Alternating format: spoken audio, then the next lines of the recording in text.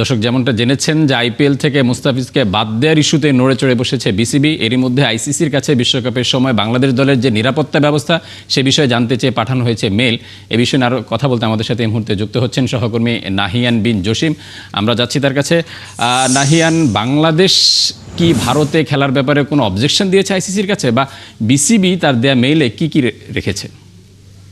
আমরা 5:32 বিকেল 5:32-এর দিকে একটা প্রেস রিলিজ পেয়েছি বিসিবির কাছ থেকে, এবং সেখানটায় একদম ক্লিয়ার করেই বলা হয়েছে যে বাংলাদেশ ভারতের মাটিতে বিশ্বকাপের কোনো ম্যাচ খেলতে তারা রাজি না, তারা ম্যাচ খেলতে চায় না, সেটা আইসিসি কে তারা পরিষ্কার করে জানিয়ে দিয়েছে। এবং গ্রুপ পর্বের যে 4টা ম্যাচ আছে, 3টা কলকাতায় এবং একটা মুম্বাইতে, 4টা ম্যাচের কোনোটাই আসলে তারা ভারতের মাটিতে খেলতে চায় না। তার জন্য ভারতের বাইরে কোনো নিরপেক্ষ ভেন্যুতে সেটা যেন আয়োজন করা হয়, সেই জন্য তারা আসলে আবেদন করা হয়েছে। যেহেতু এবারের বিশ্বকাপটা হাইব্রিড মডেলে হচ্ছে ভারত এবং শ্রীলঙ্কায়, সঙ্গত কারণে শ্রীলঙ্কার মাটিতে বাংলাদেশ ম্যাচগুলো খেলতে চাইছে এবং এটা পরিষ্কার করে বলে দেওয়া হয়েছে। বাট এখন পর্যন্ত বিসিবির পক্ষ থেকে, বিসিবির কোনো পরিচালক যারা কিনা আসলে দুপুরের দিকে একটা মিটিং এ বসেছিলেন, জুম মিটিং এ, এবং সেখানটাতে 17 জন পরিচালক উপস্থিত ছিলেন, সেখানটা সিদ্ধান্ত হয়েছে। তারপর একটা মেইল পাঠানো হয়েছে আইসিসি কে, পরিষ্কার করে জানিয়ে দেওয়া হয়েছে মুস্তাফিজকে নিয়ে যে সিদ্ধান্তটা বিসিসিআই নিয়েছিল,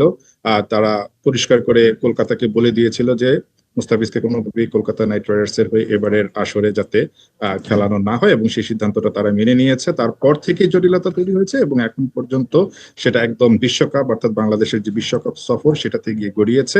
সরকারের পক্ষ থেকে অনেক ধরনের বক্তব্য আপনারা দেখেছেন, তথ্য উপদেষ্টা, পাশাপাশি যুব ক্রীড়া মন্ত্রণালয় থেকে যিনি উপদেষ্টা আছেন ডক্টর আসিফ নজরুল, তিনি পরিষ্কার করে বলে দিয়েছেন। এরপর বিসিবির যে মেল, সবকিছু মিলে এখন আসলে পরিস্থিতিটা একদমই ঘোলাটে। বাংলাদেশ কি আদৌ বিশ্বকাপ খেলতে পারবে কিনা, খেলতে যাবে কিনা, খেললেও সেটা কোন জায়গাটায় হবে, একদমই সেটা এখন অনিশ্চয়তায় আছে। আইসিসি কি সিদ্ধান্ত নেয় সেদিকে তাকিয়ে থাকতে হচ্ছে। কোনো কারণে যদি আইসিসি এটা মেনে না নেয় তাহলে।